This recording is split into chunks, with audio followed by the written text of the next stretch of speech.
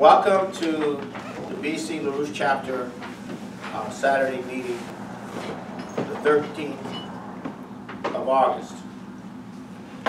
And tonight we're going to go deeper into the implications of the development of a major shift that's going on in Turkey,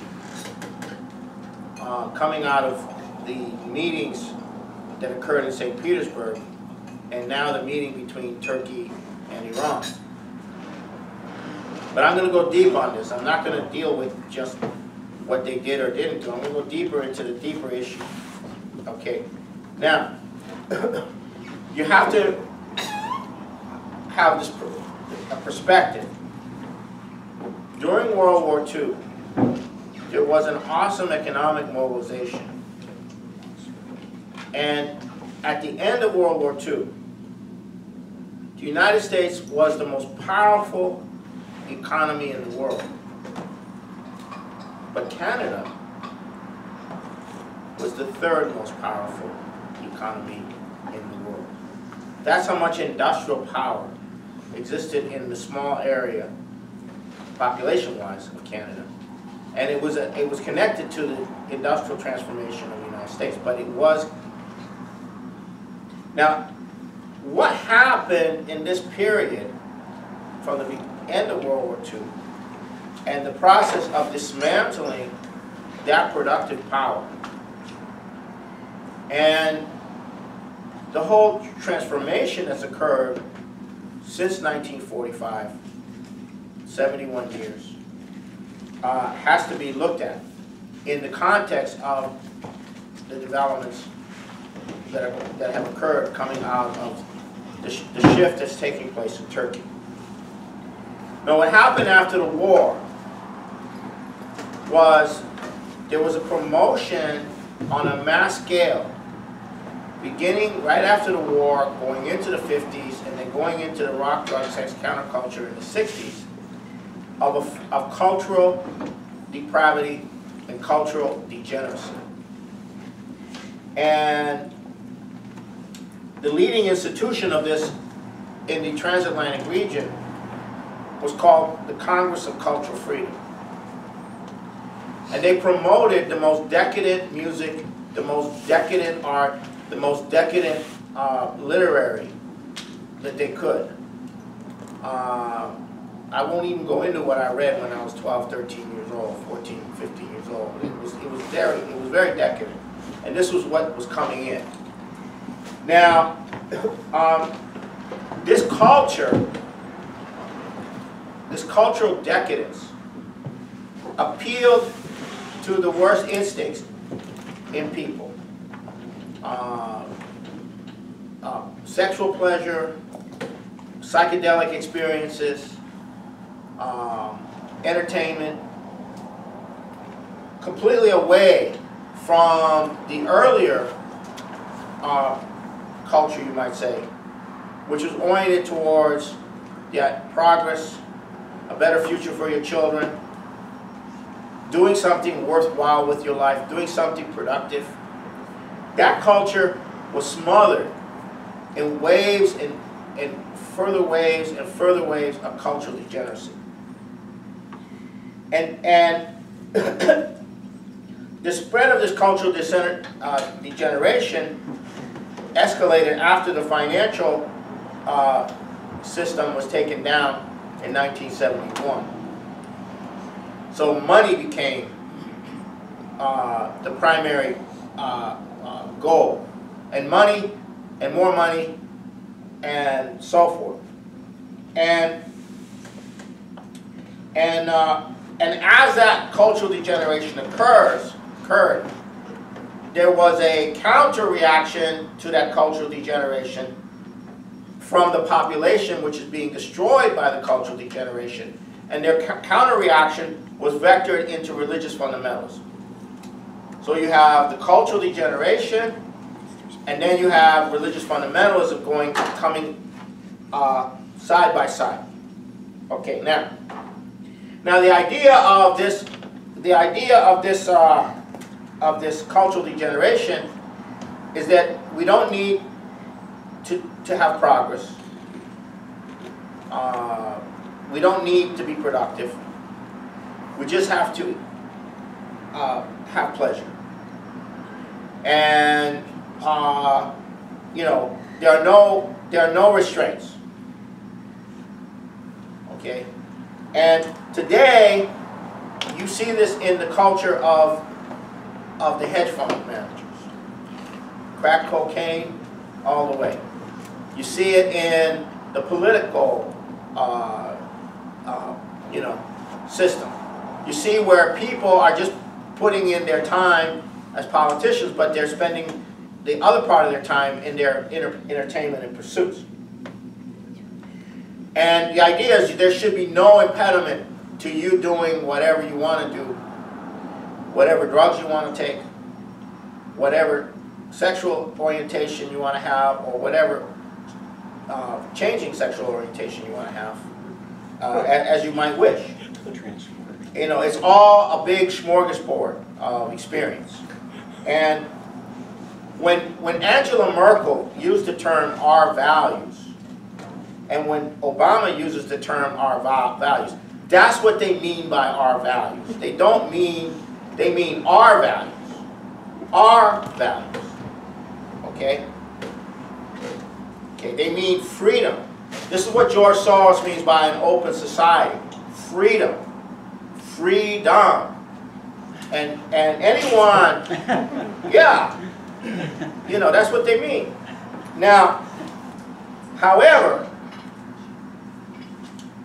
outside of primarily North America,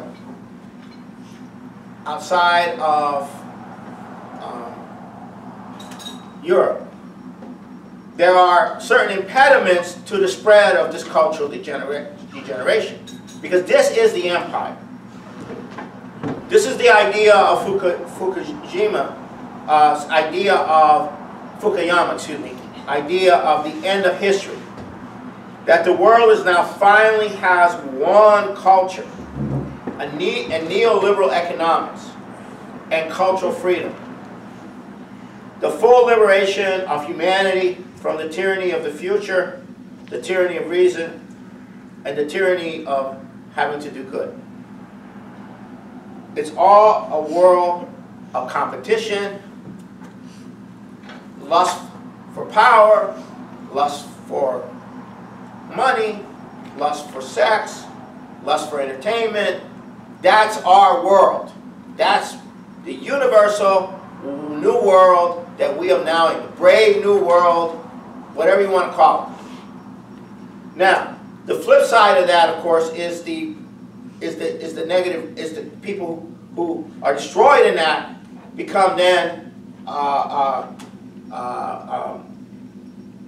material for the fundamentals.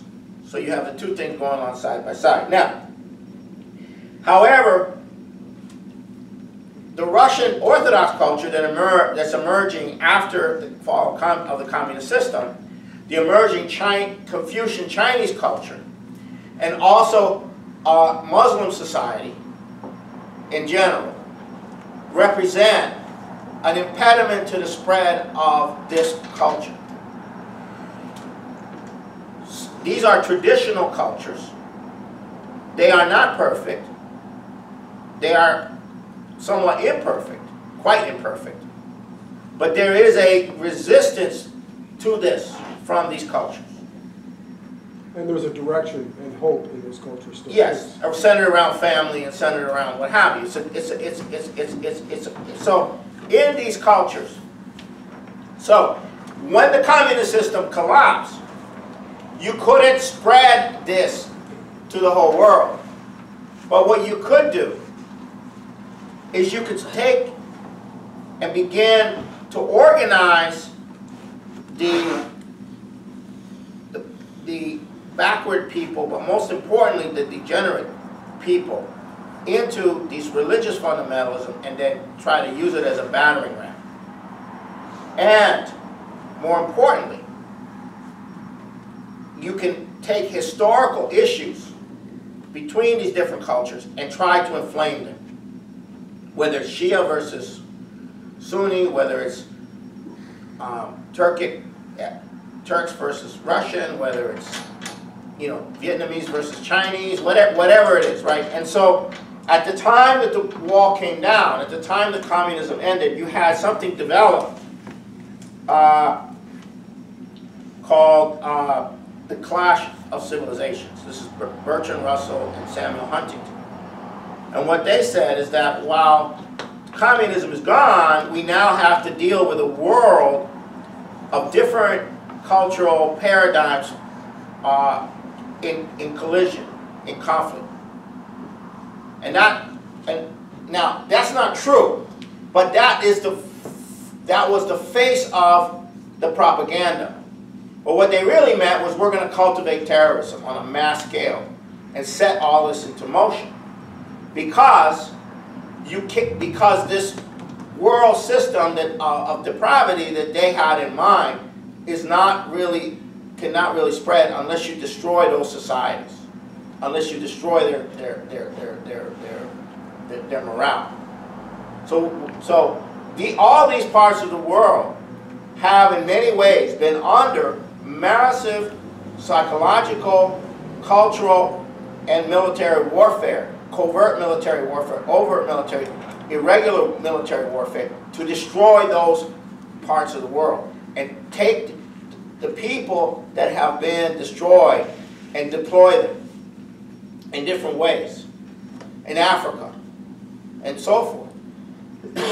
And this is part about creating our values, a world of our values.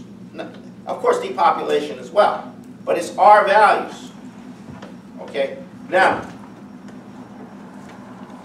at the same time that the Clash of Civilizations was being put forward, Helga and Lyndon LaRouche were putting forward, in the early 90s, the contract concept, the dialogue of civilizations. And this concept of the dialogue of civilization is that you have these different cultures, and they have historical problems, they have historical issues with each other. But you bring a dialogue between them, not on who's right and who's wrong, but in what general area do we agree on. And the general area that we will agree on is that we all want a future. We all want something for our children. We all want economic development. Therefore, we have something we can at least have. We respect your culture because you respect my culture, not as a pantheon where you adopt mine or I adopt yours, but as the fact that we respect the fact that this is what you wish to be, but we will work with you for development. So we started this campaign back over 25 years ago, about 25 years ago, called Dialogue of Civilizations. And this was picked up by the president of Iran, Khatami, in the late 90s.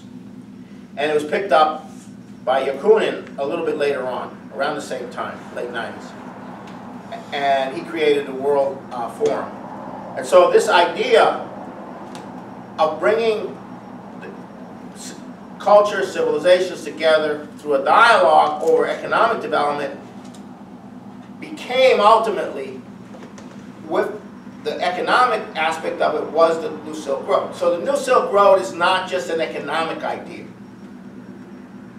that we put forward, oh gee whiz, the Chinese really liked it eventually and took it. No, it's a conception of bringing together a dialogue of civilizations. And a conception of man that comes out of that dialogue civilization is that we're all human. And so that is what you're dealing with now. Emerging.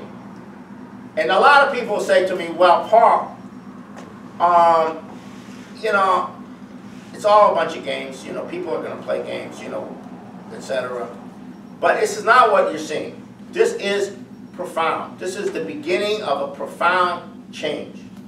And because the Russians and the Chinese are operating from that level. Okay. I get that sense that they're operating from a level of, we respect Islam, we respect Hinduism, we respect Buddhism, we respect Russian Orthodox, we respect Christianity, we respect traditional culture, but traditional culture is not enough. You have to do something more.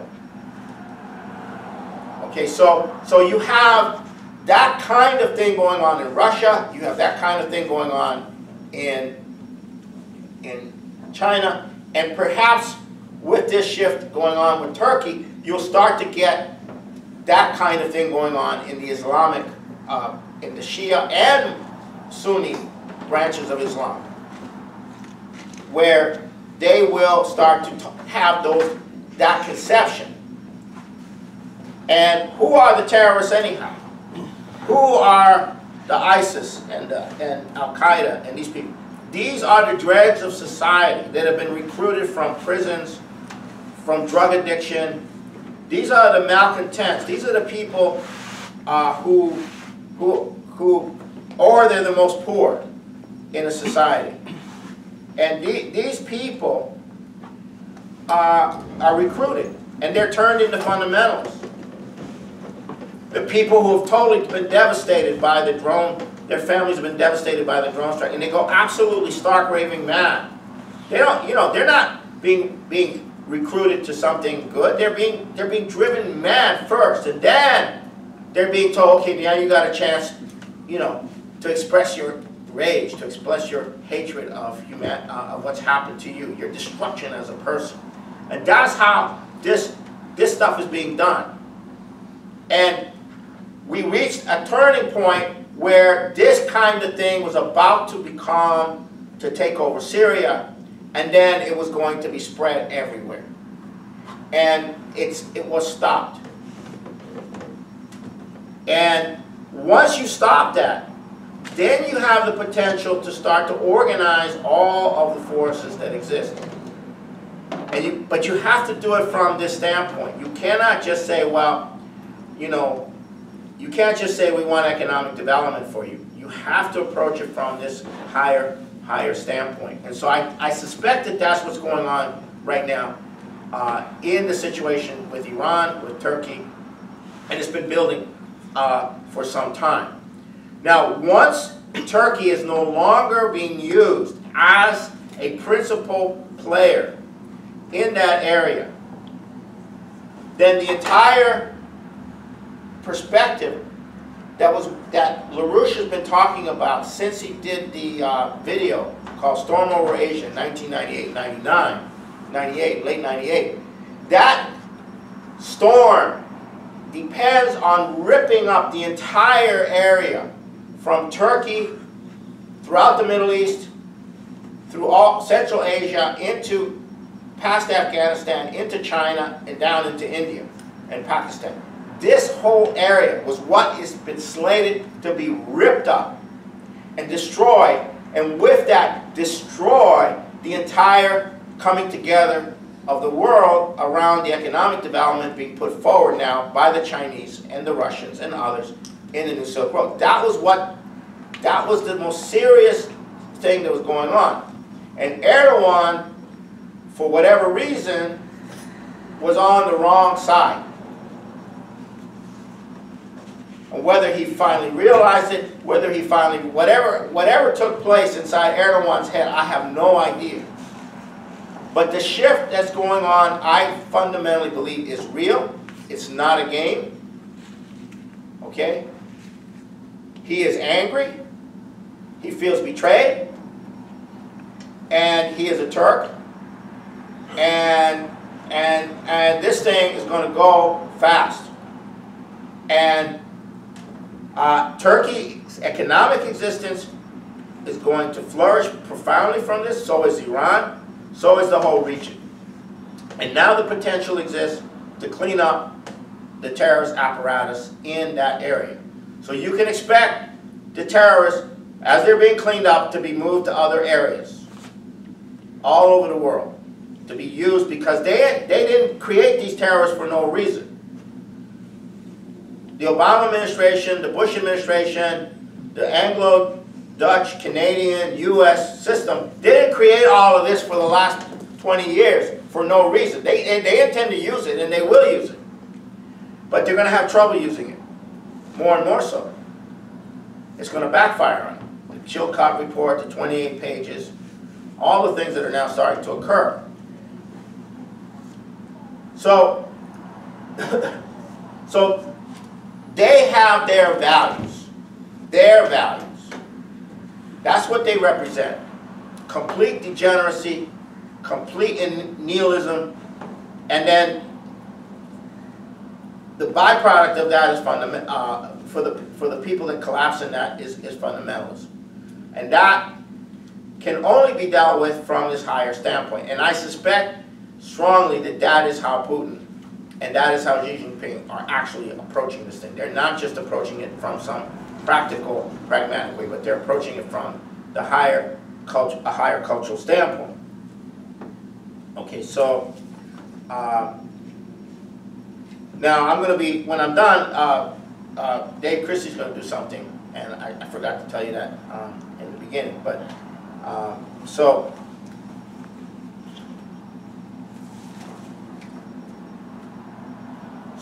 the other aspect of the Turkish development is that it has a potential to tremendously influence Europe.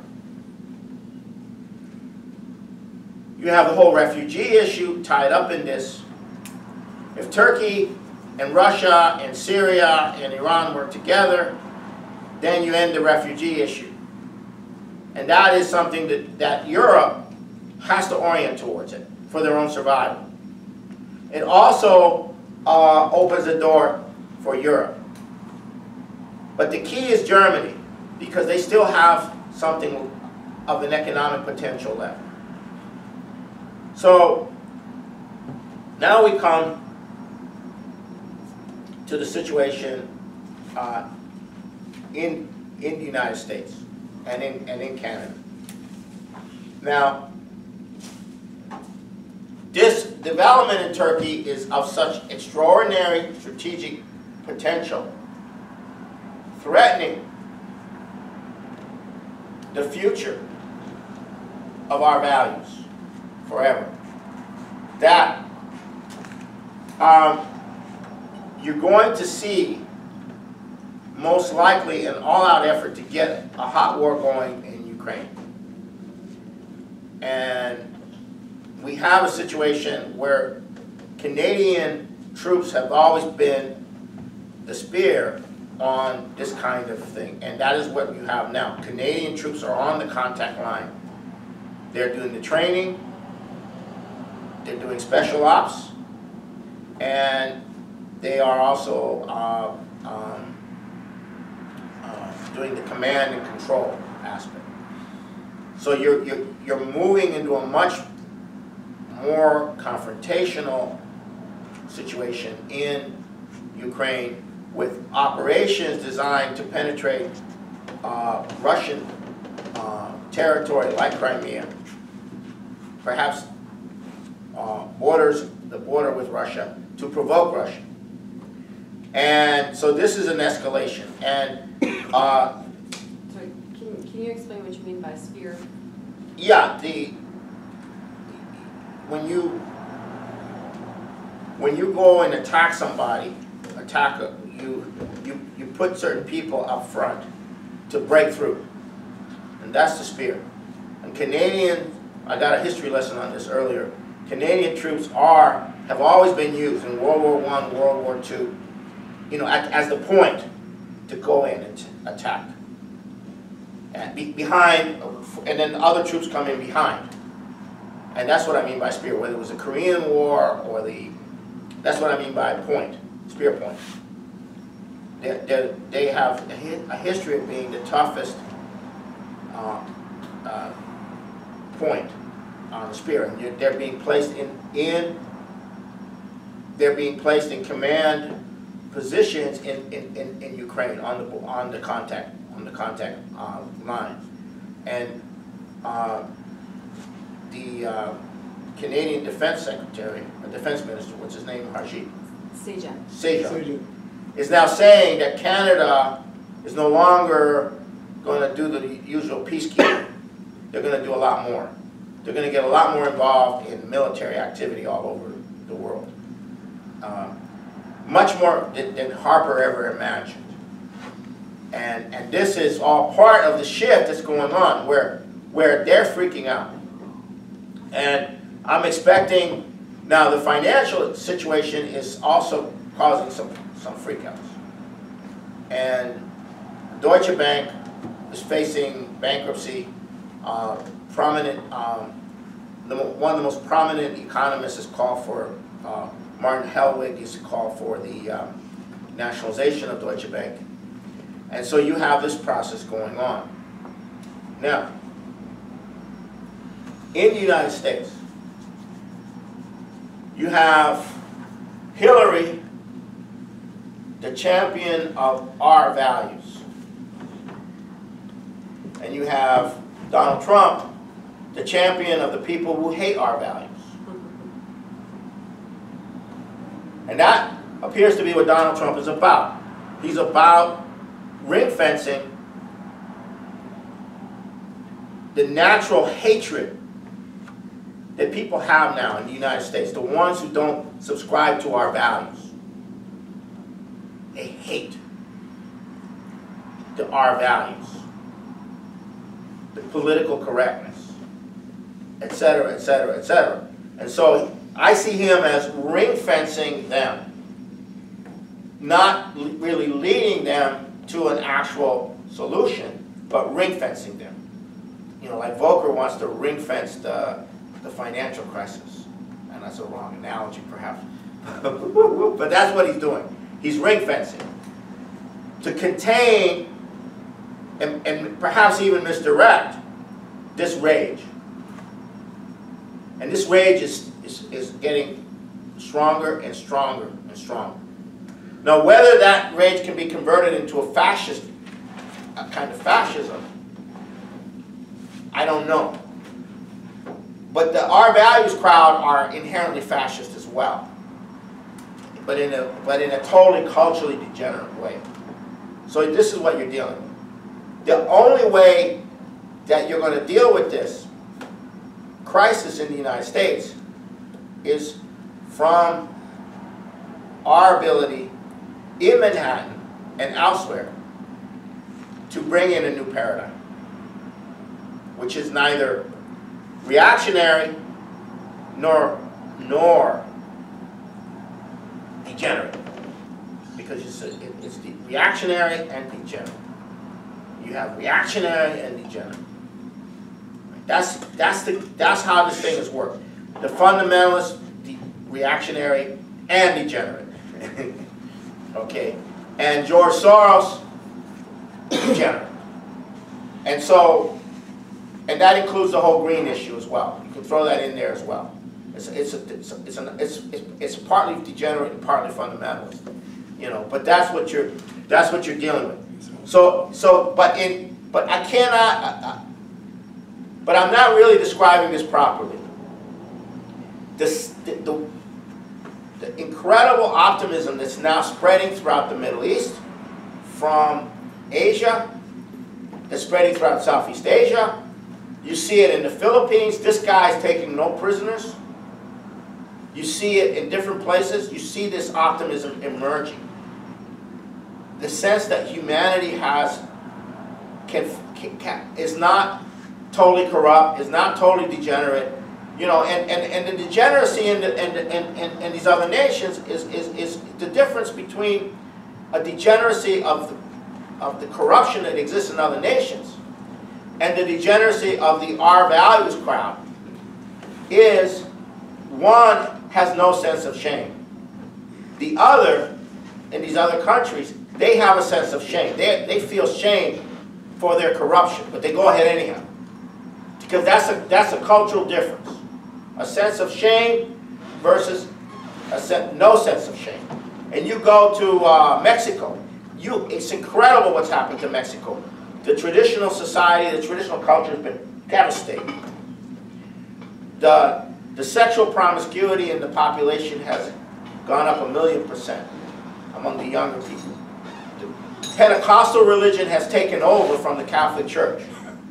I mean, Mexico is a good example of this process. I mean, it's in the drug lords rule. That's Mexico. That was a culture where 30 years ago, 40 years ago, this would be unthinkable. Italy, the seat of Catholicism, has the lowest birth rate in the world. 40 years ago, it had one of the highest. What happened? What happened? The men stay with their mothers. The women go to work, don't have a family. What happened? The new Our Values crowd. My personal life, my personal values, my personal pleasures. That's what you're dealing with.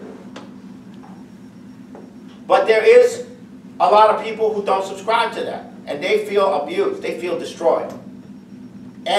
But outside of this area, the optimism that's now starting to spread cannot be, but coming out of this meeting between Putin, Aliyev, and Rouhani on August 10th in Baku, and the development of this corridor that goes from Iran all the way to Scandinavia is awesome. The sense of we're going to build a future is coming very big, and it's going to come here. And as this degenerate system fractures, we have to vector in the new paradigm. So I didn't intend to talk very long. I wanted Dave to talk to you, and I wanted, he's going to do a presentation on the catenary. So I'm going to open it up for questions.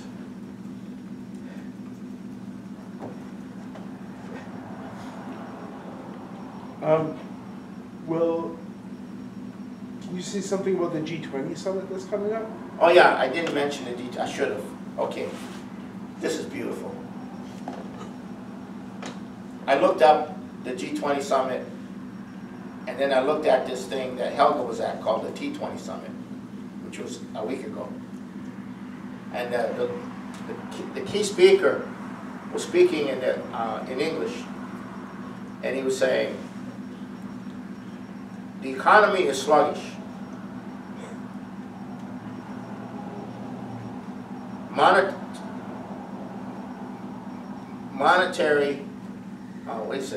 Monetary and fiscal policy don't work. It's not enough. Not enough. Not enough. Now, what's he saying? We have this T20 meeting of 500 people. Helga and Bill Jones were there, talking about how you're going to deal with what?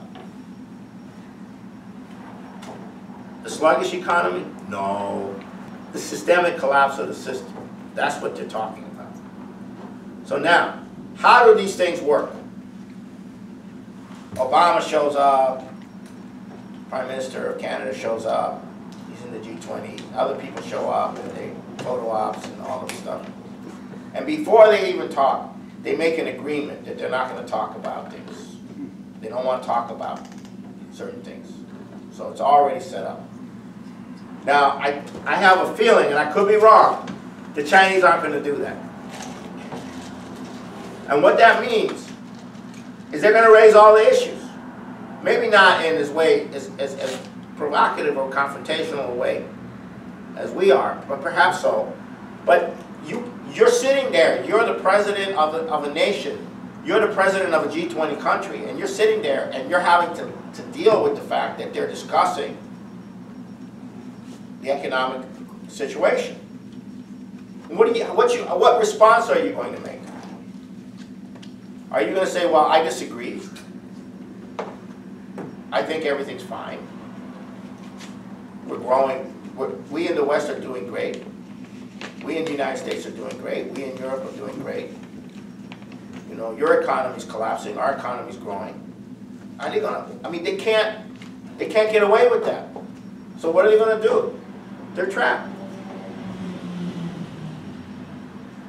Because if you have a real dialogue, not some pre-agreed, you know, thing, you have a real dialogue about what the crisis is. All the countries are there. If you decide not to allow them to escape. And then the Chinese say they're planning to have 30 concrete results from the meeting. Well, what concrete results are they talking about? And then comes the United Nations meeting on the 13th to the end of. And that's where Putin came and made a call to all the nations to work together to end this, our values, terrorist program. So, and now, who's supporting terrorism?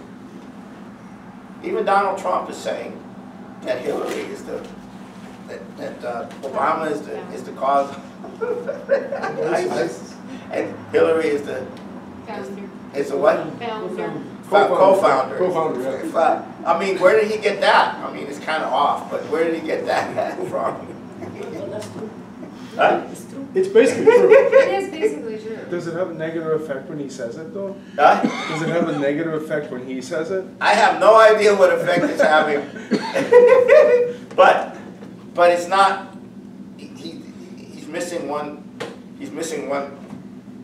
Q-U-E-E-N. He's missing the Q-U-E-E-N. Anyhow, Well, actually, Paul, if I can say one thing on this, because you know, you have all these neocons who have all stepped forward and endorsed Hillary, right? Kagan, wife or husband of Newland, take your pick. Founder of the Project for New American Century. This guy Mike Morell that just came out, the former CIA, you know, top guy at the CIA, who basically said we have to start killing Russians and Syrians to, you know, to make a point, just like the Iranians killed our people and showed pain. We have to show pain to them now, and just psycho Nazi stuff, right? And these are the guys that are coming out blasting Trump. Now, are they really going after Donald Trump? Are they really concerned that Donald Trump is going to be the guy that can deliver on all this, or that he's actually serious? No. What they're doing is they're going after Trump because what Trump is doing is he represents this revolt against our values. You know, the fact that in both the Democratic and Republican Party platform and the Green Party platform, you have Glass-Steagall as a policy.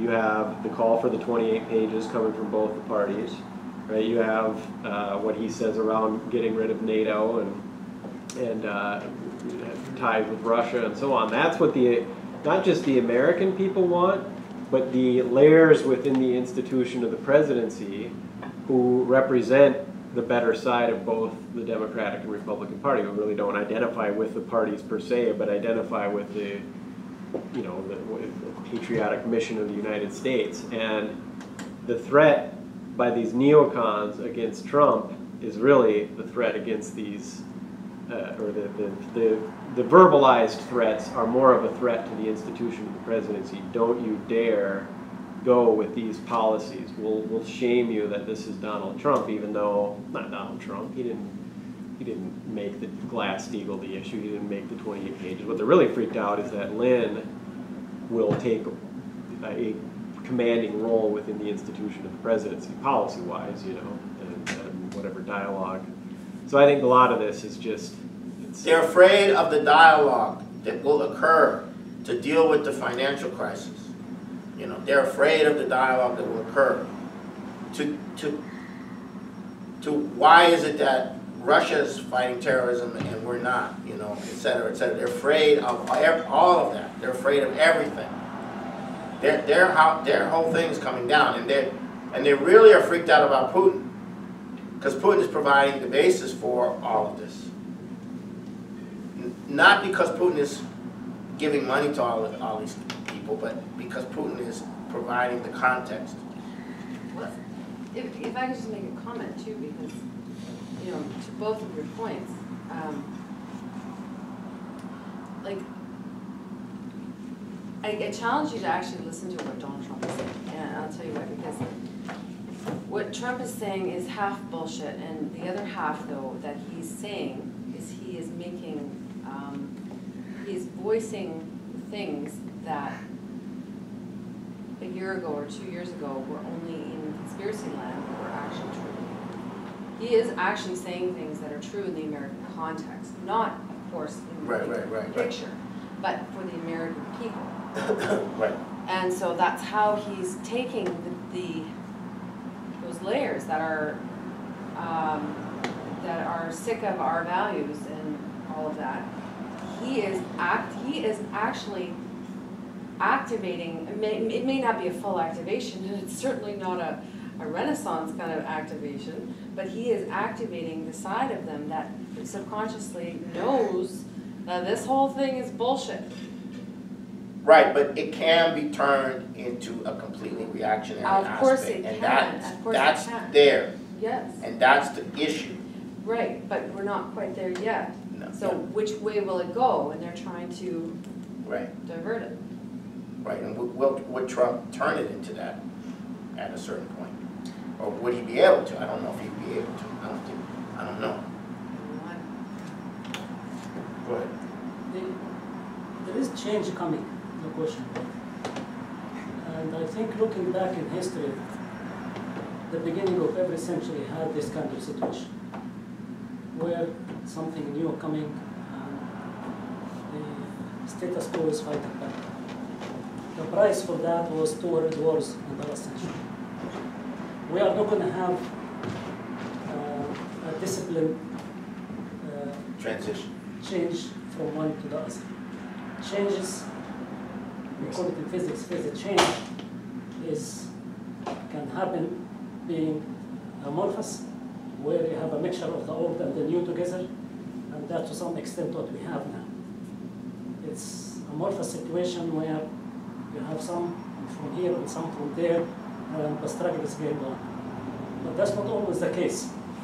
There's other situations where you have a phase of change that is violent and could be destructive, like explosion. An explosion is one of those phase changes where you have a huge destructive power. That's what happened last century with 2 world wars. What's going to happen now, I don't know. I don't think anybody can tell. But it is not going to be a nice ordinary change from the old to the new. They are not going to disappear, or they are not going to listen and accept the new phase coming in. They will have to resist, and we have to understand that. They will have to resist, and they are going to resist till the last minute. And they could tell me why. But they who are going to resist, okay, here's where I have a different take than you do. Okay. How does the empire hold together? Well, there's 2 ways. One is the our values, but those values do not create cohesion. And they do not create trust. They do not create empathy. So the whole thing right now is being held together by power and fear, and confidence, and perception. When you destroy that perception, when you destroy that whole thing, then the internal power within that system disintegrates, and the people who run that system will not be able to control the collapse of their auxiliaries, the collapse of their within. And what Putin is doing, what we're doing, which is similar, is we're attacking their sense of confidence in their power. And the Turkey development is a huge blow to the confidence of their power. And when they lose their confidence, then they're like disoriented. And then and when you go into battle, that's when they become very dangerous. Yes, that's when they become very dangerous. That's the point. Because they might become a tiger, a paper tiger, as they say. Yeah. But this is a Right. paper tiger with nuclear weapons. Yes. So this is the point. This is the my point. point that I'm trying to make is that trying to rectify the system from within is not possible. The system cannot be corrected from within. This system we have here has to collapse. It will collapse. It has to collapse and it will It collapse. has And to it be will collapse replaced. violently. It's not going to But collapse. there is something there to replace it. Well, yeah, well, but that's external. This is a problem. Could Go I ahead. add one thing, Dr. Sandy?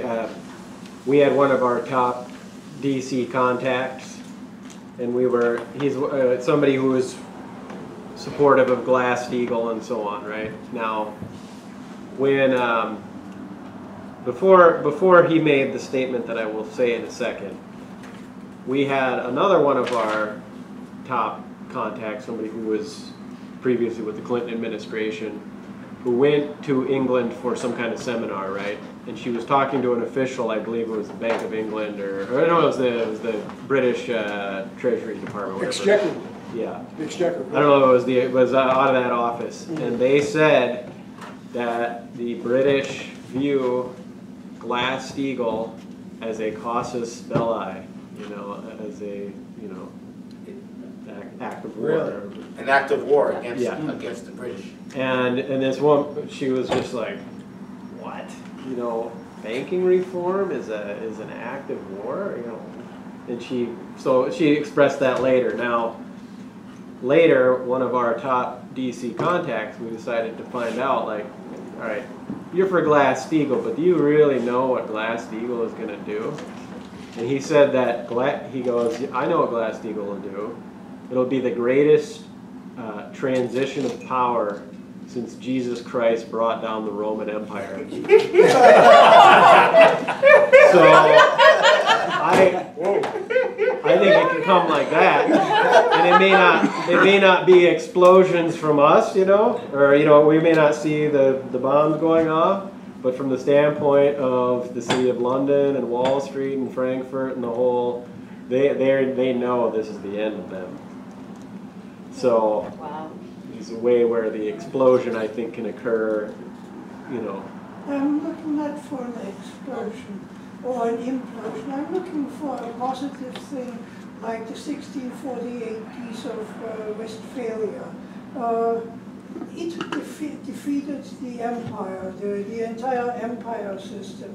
We had 100 years of war, and it was defeated with a scientific idea, with Kepler coming in, creating a sense of the value of the human being being able to see what the eye cannot see, bringing science onto the table to change the entire parameter.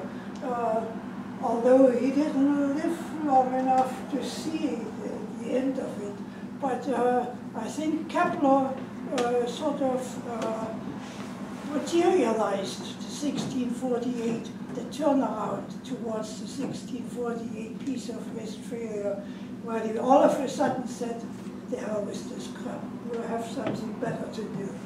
We're humanity, and we can treat each other as human beings. The only thing that's missing in our world is the Kepler, the Kepler component. But it's there. It's in China, it's in Russia, it's probably also in the USA, suppressed, so I think it's a positive thing that will change the world rather than implosion or explosion. What do you think? Or they come together.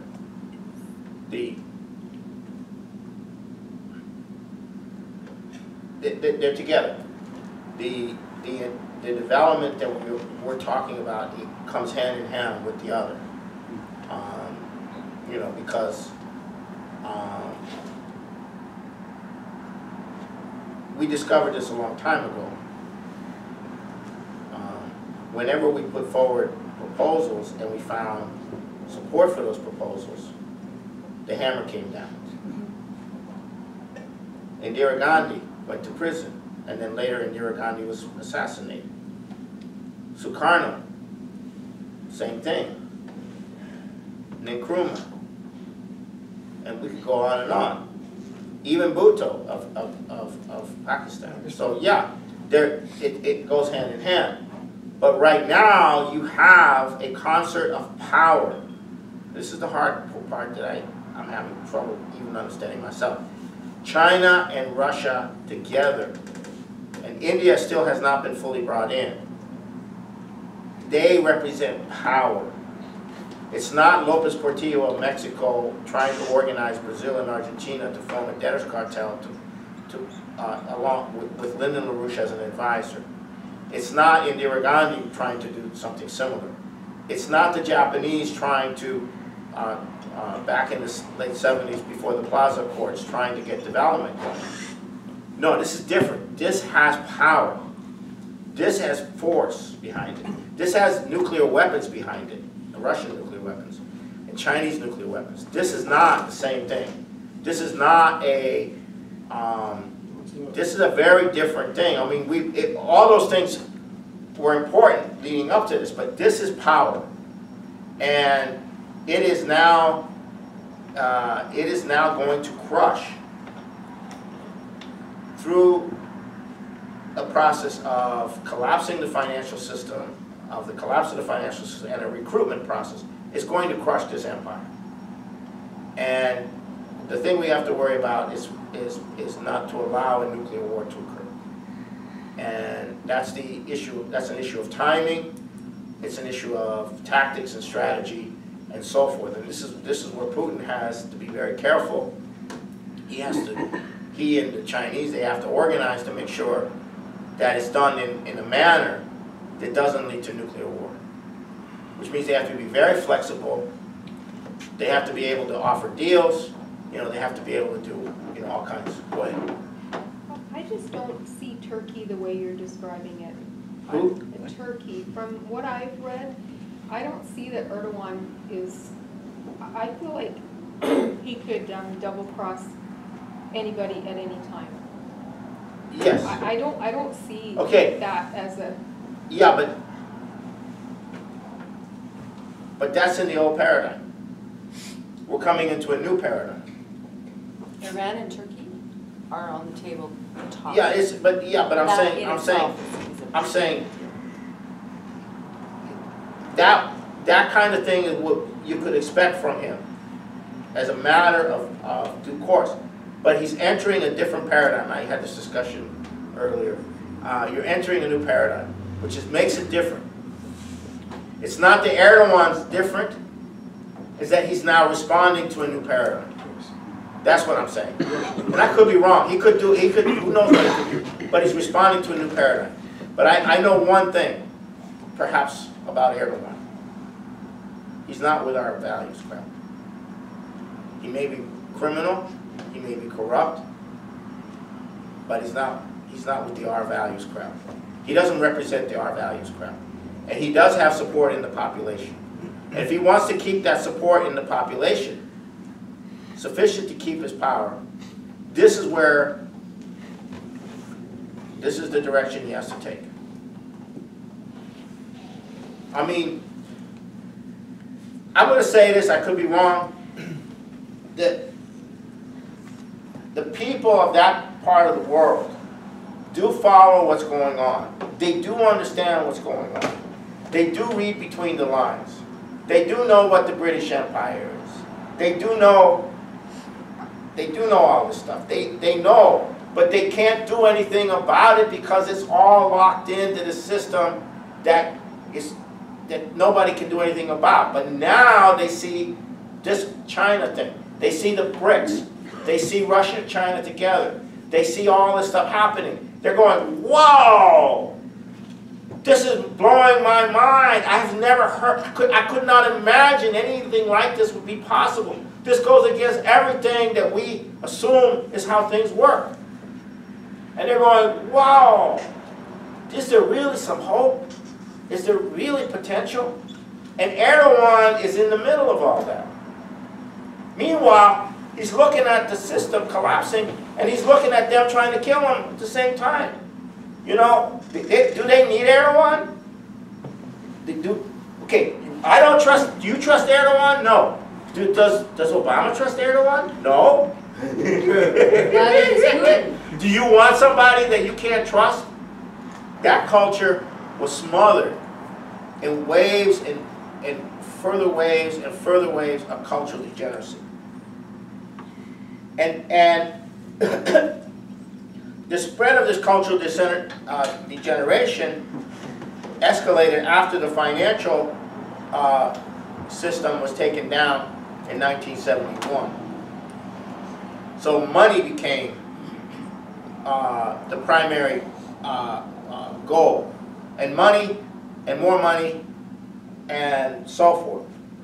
And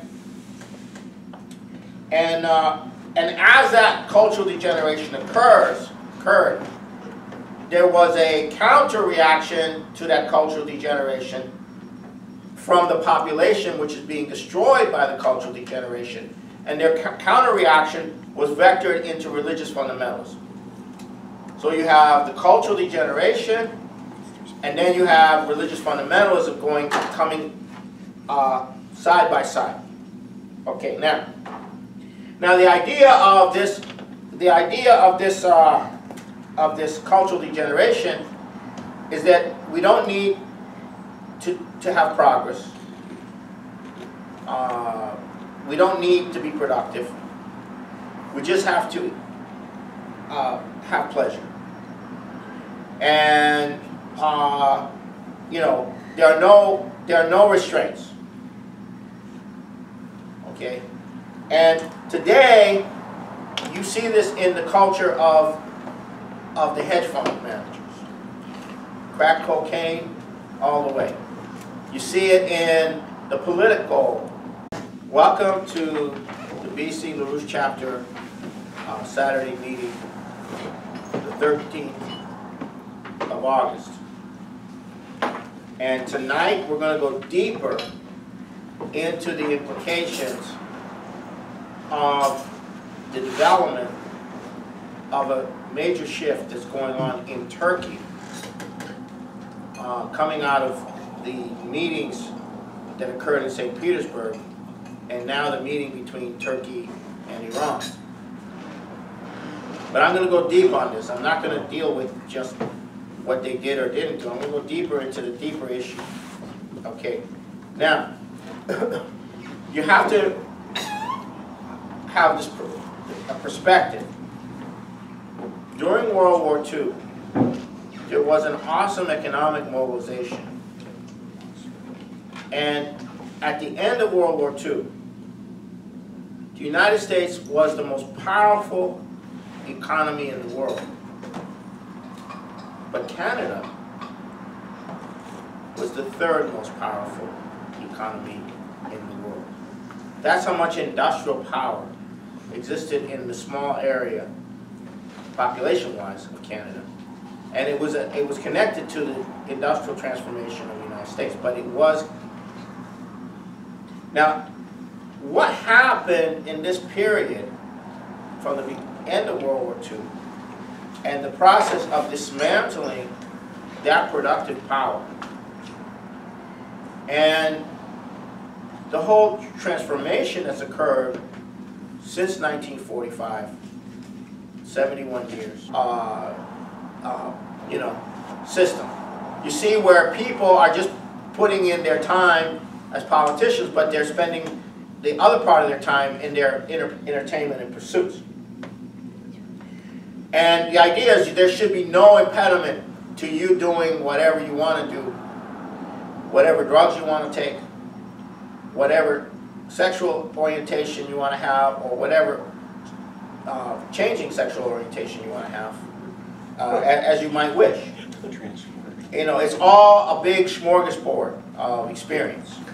And when Angela Merkel used the term "our values," and when Obama uses the term "our values," that's what they mean by our values. They don't mean, they mean our values.